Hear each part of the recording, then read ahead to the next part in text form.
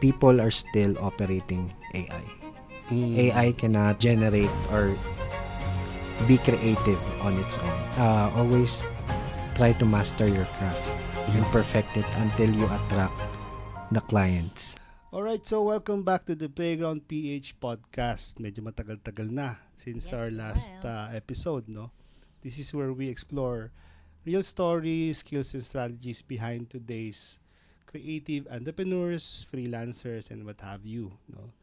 So it's a very special comeback ng ating podcast today Yes. because we are joined by Mr. Jesril Dinglasan, founder of One Step Ahead, a fast-growing digital marketing, video editing, and web design company serving brands here and abroad. Yon. Nice. So yeah, we'll dive into his backstory from how he got started to the challenges, pivots, and breakthroughs that help him build an agency in a highly competitive space. Ayun. So, Exciting. marami tayong pag-uusapan. By the way, siguro, let us reintroduce ourselves. No, my name is Dennis Hilario, founder of Playground, with my co-host and co-founder, Miss Yes. Leslie Mabilangan. Any special greetings sa ating pagbabalik? Yeah, it's nice to be back, and I hope that you guys will be tuning in the next few episodes. But for now, let's enjoy this one. Ayun. So, without further ado, so let's jump right in and welcome the show, Mr. Jesril Dinglasan. Hi, Jess. How are you? Hi, Welcome. Coach. Hi, Miss Leslie. Thank you so much for this opportunity. This is actually my first podcast appearance. So Oh, talaga? really Nice. appreciate it. First ever? First ever. Wow. I Your haven't- debut.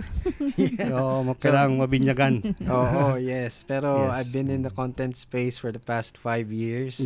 Hi, my name is Jess. I'm the founder of One Step Ahead Digital Marketing. We do video editing services, web design, but basically we're a full stack digital marketing agency. Right. Oo. Yeah. Again, we are thankful for you being here. Siguro as a start, yung ating first question kay Yep. Jess. All right. So Jess, we're so excited to know, how did your journey as a video editor start? Great question. So, started way back in 2020, pandemic era. So, Okay. yeah, I started in the BPO industry actually. So, 8 years in the BPO, and then I transitioned nung pandemic na. Then, BPO pero parang agent. yes, I'm a call center agent, Okay. technical support representative. Okay. Then, lahat tayo nag-work from home. Everyone was sent home due to the COVID pandemic. Correct. Now, during that time, I was already exploring freelancing. I'm already doing lead generation gigs, part-time commission-based lead generation gigs nga. And then, matagal na kasi ako nag-e-edit I was doing video editing even nung high school days pa. Windows Movie Maker pa. Diba? If you remember those days, guys. And then, I was a gamer too. Then, ako yung lagi nag-edit ng sarili kong highlights. Then, nag-try kasi ako mag-stream, Meron akong YouTube channel before but I took it down na. Nice. It was, the name was Daddy Jess Gaming. Okay. Kasi, Nagti-twitch ka rin. Twitch. I tried Twitch and then I streamed on Kick then, yung kick.com na platform. Okay. But, ayun nga, when I transitioned to a video editor, hindi ko pa talaga alam na magiging video editor ako kasi I was looking for a skill na pwede kong ibenta online kasi sikat na sikat yung freelancing during the pandemic era. Work from home Marami setup. nag-transition from Yes. employment to freelancing. I'm not saying na pinakamadali sa amin na BPO yung transition. It's simply because we've been working with international clients. Kahit nung nasa office pa ako.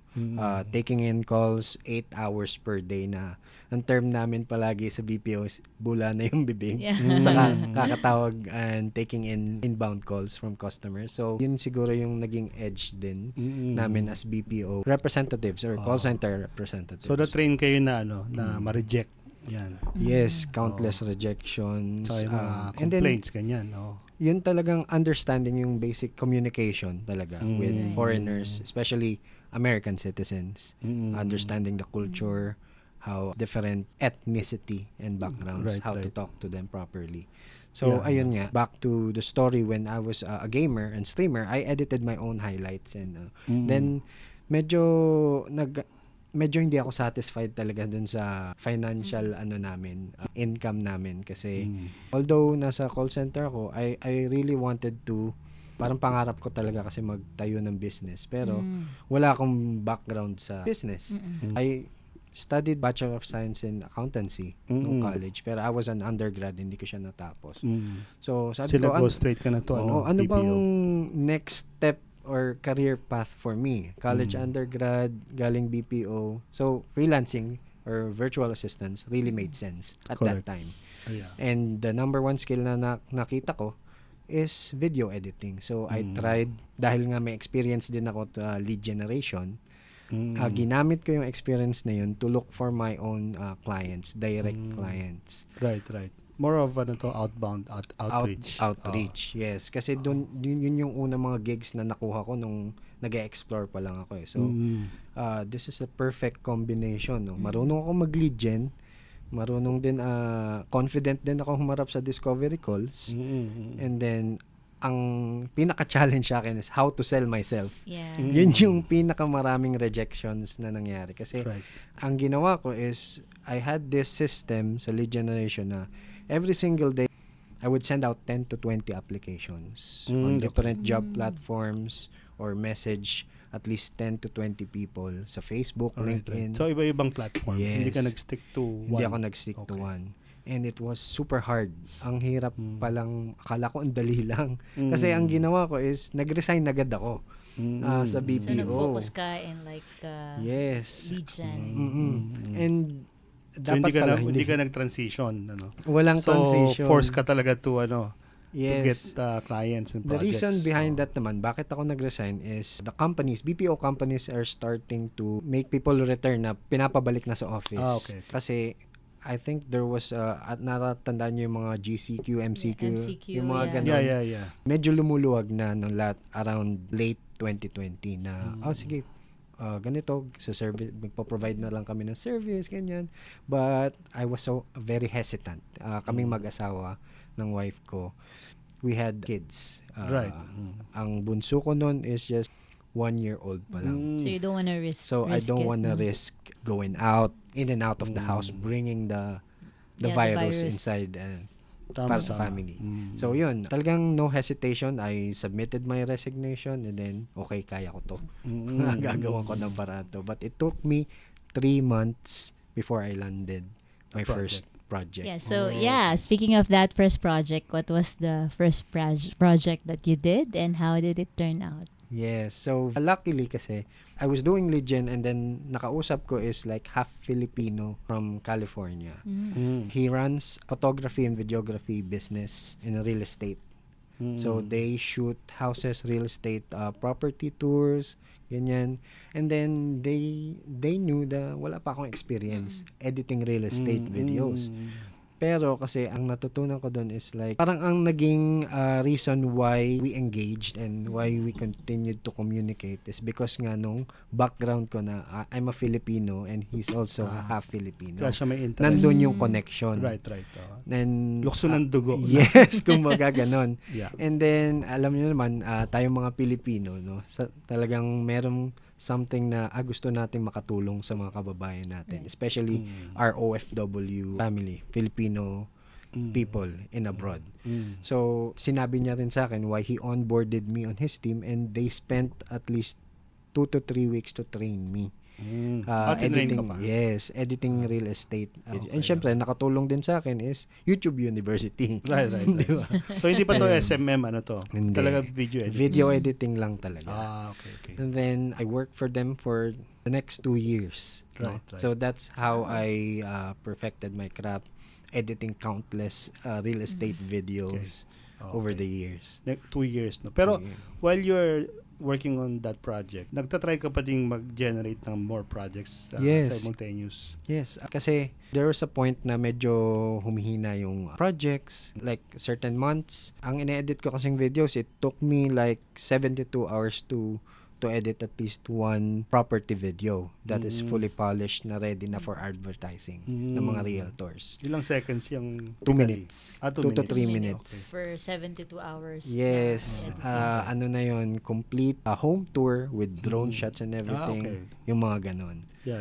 So, ano yan, just to clarify, no? So, they are the ones providing the raw files, no? Yung mga Yes. shots, etc. Mm. And then you just, talaga, edit lang. Yes, ang ginagawa. post-production editor Post-production. yung tawag sa akin. Okay. Yes, yun yung actual job description, is a post-production Post-production. video editor. Video editor, I see. Okay.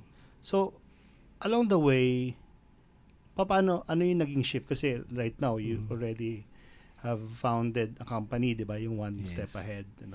Ano yung sorry, fast forward ko na. Oh, no Alam problem. kong while working on that, marami pang mga roller coaster probably Exactly, right. na nangyari. Pero fast forward to the founding of One Step Ahead, ano yung naging shift for you to decide to come up or launch your own agency?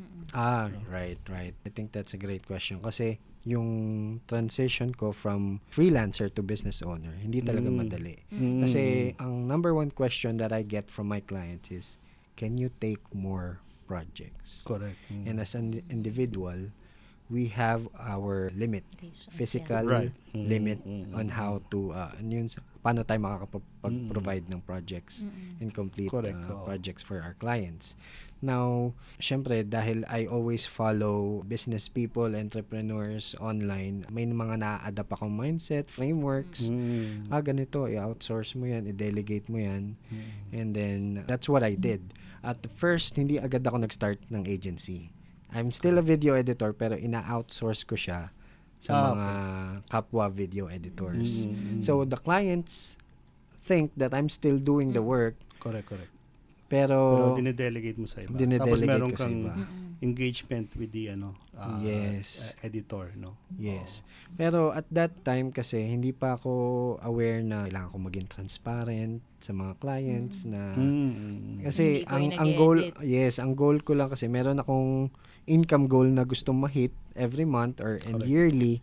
So okay lang siguro na hindi nila malaman as long as we can deliver the quality and output that they're looking for. So yun yung naging Ano mga naging system. cons or disadvantages ng hindi ka naging transparent dun sa client? Ayun, ang pinaka naging disadvantage naman nun is I have to face them clients during meetings every Okay. Yes, pag meron kang multiple clients like 5 or to 10 clients, then mabubugbog ka sa meetings. And then some clients also ask to, can you share your timeline or your screen? Kasi hindi lang naman yung mga clients ko naman is not only business owners. Katulad nun, they are, yung first client ko na real estate is, they're a videography and photography company. So most of them are photographers and videographers. And they know how to edit. Yeah.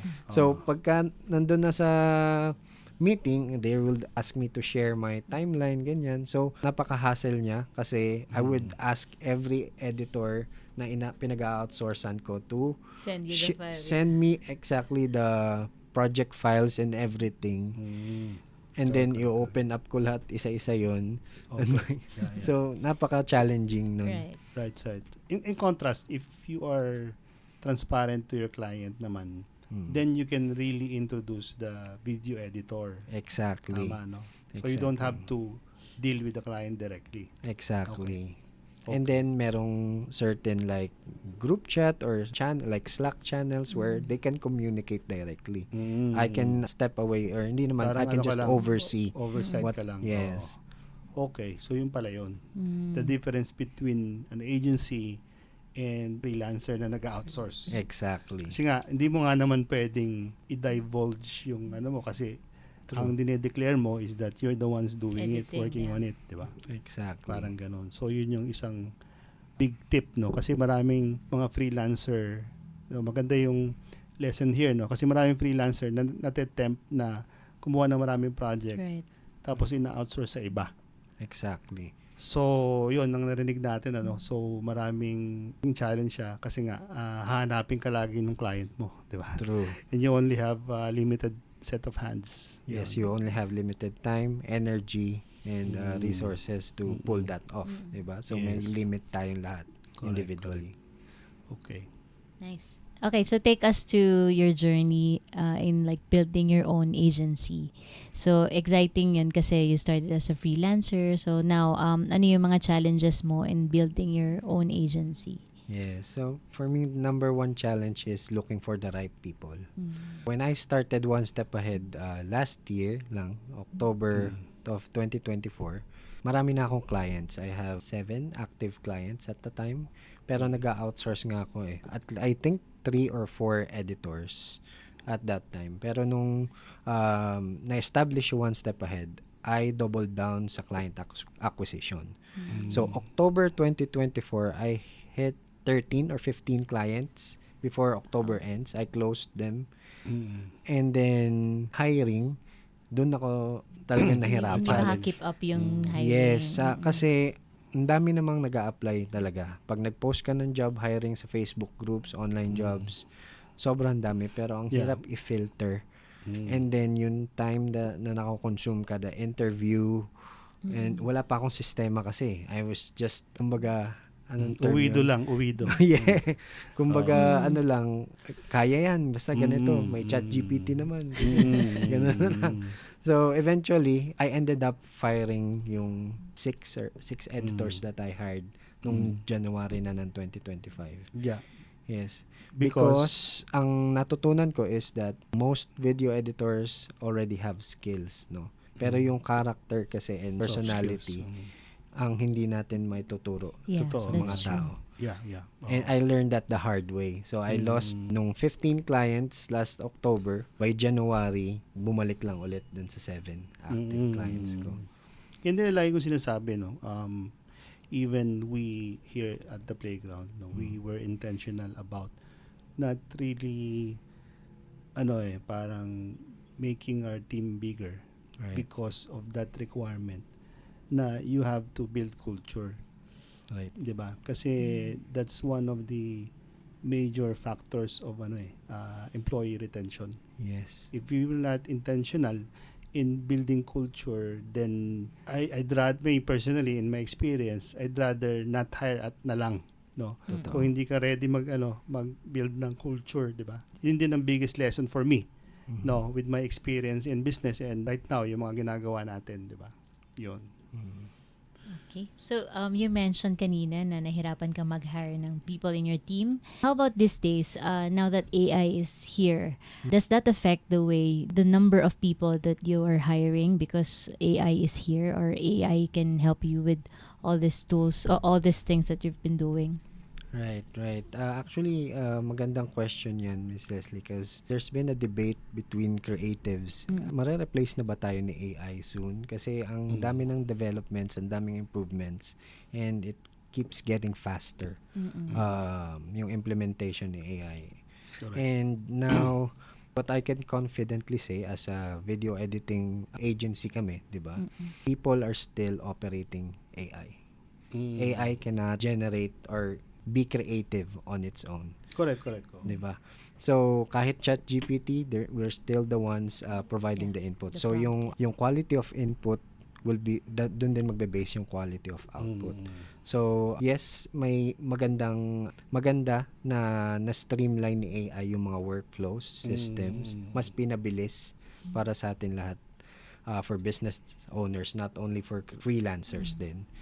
Pero I don't see AI replacing us right away. The only ones who get replaced by AI are the ones that are not knowledgeable with AI. Yeah, totoo yun. Kasi that will not eliminate, tama si Jessil, no? That will not eliminate yung jobs natin as human beings. Yes. But sabi mo nga, that will only eliminate the underperformers Yes. and mediocrity. Kaya tayo dapat mag-step up, mag-upskill para hindi tayo mapalitan ng AI. Diba? Yes. Upskill and adapt.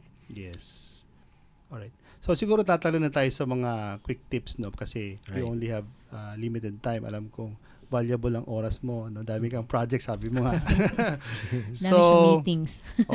So sa yung mga aspiring siguro yung nag-i-start mag-video editing. Kasi talagang ano yan yun talaga yung malaki ang demand ngayon of content creation and video editing. As you know, most companies right now is talagang nag-a-adapt na sa social media marketing, Yes. mga paid ads and what have you. And even Meta and Google Ads, those platforms, they are mandating now businesses and media buyers to come up with diverse creatives. Exactly. 'Di ba? So in effect, talagang malaki ang demand ng graphic design and video editing, 'di ba? So again, sa aspiring video editors, no, and even siguro later on mga gusto mag-build din ng agency kagaya mo, Yes. siguro if you can give 3 valuable tips to them so that they can avoid or prevent the mistakes that you have experienced before, no. So, Ayun, nice. Okay, so tingin ko ang pinakaunang tip na may share ko is stop competing with the prices. okay. Kasi as a freelancer, you need to understand, or you need to know na clients are not focused solely on the pricing of your services. Because if you present clearly how you can help them, merong clarity dun sa offer, it all goes back dun sa pinaka core offer na binibenta mo, whether it's video editing, graphic design, or even kahit anong marketing offer yan. Dapat whenever you present your offer, it's very clear na here's how you can solve the problem for the client. Yung clarity kasi is what will sell the offer itself. Yeah. And as a business owner, as an agency owner then as well, I would really take an offer na kahit no matter what the price is, as long as I know this will really solve my problem and this will really move, or like needle mover siya. Yeah. Yes. Move the needle or ma-solve yung pain point nila. Exactly. Yeah. And So that's the first tip. that's the first tip. Yes. Okay, so second tip is learn to think like your client.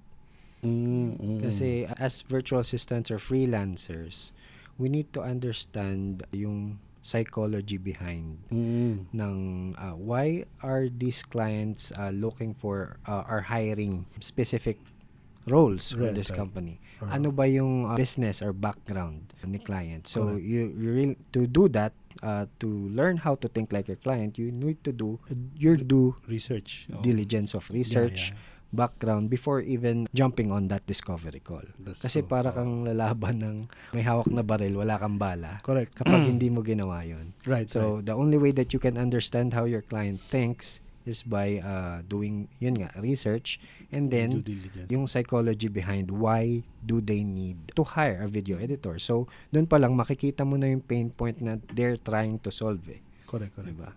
You have to put yourself in their shoes or Exactly. empathize. Yun. That's a good one. Oo. Exactly. Yeah, para ka nanliligaw niyan, 'di ba? So syempre, yung pag nanliligaw ka, dapat alam mo kung sino yung nililigawan mo, Ba't 'di ka ba? nakatingin sa akin? Paano mo siya mapapahanga, 'di ba? Yes. So in real life, yun din naman talaga yung nature niyan, because a lot of people is when they jump into discovery calls, they jump into what you offer, 'di ba? Without really asking first or probing ano ba yung kailangan mo. No? So I Yes. think that's a good one na you have to learn first their pain points. Yes, And and if I may add, when you jump on that discovery call, siguro what I can advise lang din is you need to take control of the conversation as a freelancer. right. Kasi what worked for me is that I treat it like parang ako yung doctor, then patient Right, si right. client. Then How do you take control? yes, you need to be the one who's asking the questions. Okay. Kasi if it's the other way around, if the client is talo just ka na. talo ka na agad, di ba? Correct. You will end up mauubusan ka na lang ng sagot na doon mo lang ma-realize na ay wala na pala akong sagot, parang na may mental block na ako kasi you are bombarded with questions that ikaw Correct. dapat yung nagtatanong. Correct.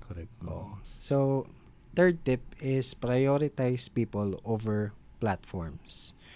What do I mean by that is that kahit marami ka pang platforms na mapag-aralan at tools and skills with different software and AI, out there na lumalabas, no? It won't really help you if you don't learn how to communicate and to build that human connection Right, and that right. relationship. Correct, So, isa pa yan sa mga natutunan ko the hard way. Kasi, way back nung nagli-lead generation ako, syempre, ginagamit na natin si AI, nagka-copy-paste lang ako ng mga scripts, no? Then, napapansin ko over time, kahit gaano kadaming outreach yung gawin ko, bakit wala nagre-respond? Bakit? Kasi sabi nila, numbers game lang yan eh. Right, Pero, right. hindi. You should learn how to build trust and gain trust to build that relationship para over time kahit hindi mo ma-close, you will still provide value Correct. to your clients na parang nakatanim na like you're planting a seed Right. na whenever kailangan nila, they may not buy right now but they already have you top of mind. Kasi I have experience na nag-reach out ako sa client last year pa. Parang 8 months later, I just got a notification na, "Hey Jess, how are you doing? Correct. I've been following you sa social media. Nice. I'm seeing yung mga ginagawa nyo at ng team mo. I'm planning to scale my team, my agency right now. Maybe you could help me." Right. Tsaka yan, I think you're right na building relationship talaga. If not friendship, no? Dun sa ina-outreach mo, genuine concern of their business and their well-being talaga ang maganda diyan, ano. So, at least similarly, true story, 'di ba? Hindi naman tayo talaga nag-engage or ng any partnership, pero because you are present, I am present, is may nabubuong business, 'di ba, between the two parties, parang ganon. Yun. All right.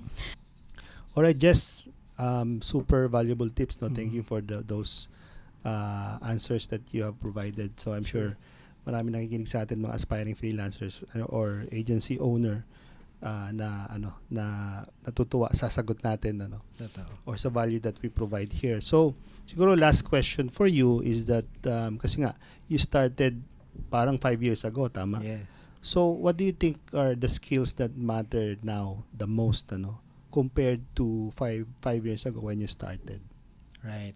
So, kung 5 years ago, ganito kasi 5 years ago, I think what mattered was yung knowledge with the specific platform. Ito sa video editing. At that time, you have to know how to edit in Premiere Pro, After Effects, a specific platform for video editing. So, right now, ang difference for 5 years, after 5 years, ang nakita ko is like, it's more on becoming a strategist and yung judgment mo on how you could solve those business problems. Kasi learning skills now is a lot easier with the help of AI. Right. Alam naman natin yung pinakamadaling tool right now to edit is CapCut. Kasi why? Because pinadali talaga ni CapCut yung editing. Correct. For non-creative people. So there's already templates out there. Right. So lahat ng tao technically marunong na mag-edit eh. Correct. As long as you have a mobile phone, pwede ka na mag-edit. You can edit your Kahit own nga, reels. 10 years old, di ba? They Diba? can edit. Yeah. Pero what matters right now is yung judgment. Yeah. Diba? So, can you make creative decisions that drive business results for your clients? That's true. Oo, kasi yun nga, a lot of people are parang really relying on the templates, di ba? Pagka ganun kasi, again, we're talking about mediocrity, no? So, magiging mediocre lang din tayo. Yes. And it's difficult to stand out if we are not that, exploring or open to new things or new experiences or new type of creative, di ba? So, Right. dapat may konting originality din. Of course. So, one of the skills that matter now the most, I agree 100%. Yon. Nice. Okay, so Jess, if people want to connect with you, can you tell us what are the services that you offer, and then how can they reach you? Sure, thank you. So, I have a Facebook page named One Step Ahead. So, it's the number 1 and then step ahead. So, you can Yeah. search that on Facebook. By the way, sorry, very quick. Bakit nga ba one step ahead?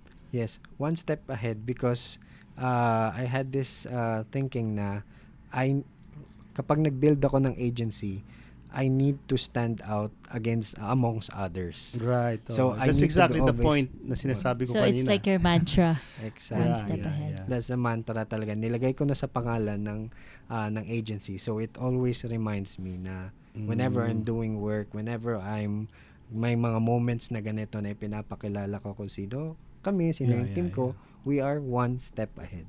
Yeah, that's a good Very nice. values, no? Diba? Yun yung tanong natin, ano, sabi mo, you have a website or Facebook page. And then, where else? Yes, and my personal profile, Jezreel Bidding Lasan.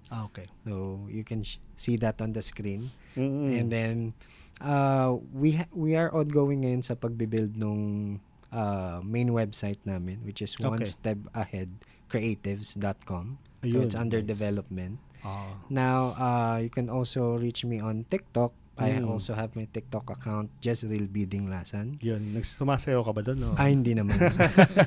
Pero yeah, Post with- din natin yung email mo siguro, ano, tsaka Yes. yung contact You can na. see So that yeah, on the what screen. services do you offer so that they know if ever they need they'll be needing your services? Ayun. So, our core offer is web video editing and web design.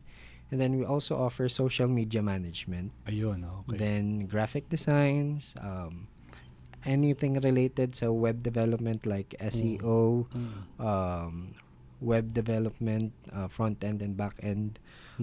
Paid ads, meron Paid din. ads, yes, Meta, Google, and YouTube ads. Yun, oo. We also offer email marketing and copywriting. So Yun, basically Wow. full stack digital Correct, marketing. correct. Oh, I'm sure very in demand yan, ano. So Yes. for those people who are still analog, no?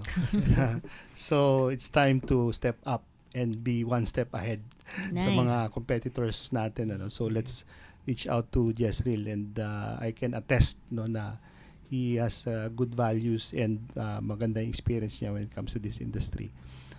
Siguro i-plug ko na din na we are also, as you know, we have Mentora here in the playground. And we are creating a list of mentors and what have you. So we are also onboarding, announce na rin natin, Nice. si Mentor Jezreel. No? So for Yes. anything Thank about you.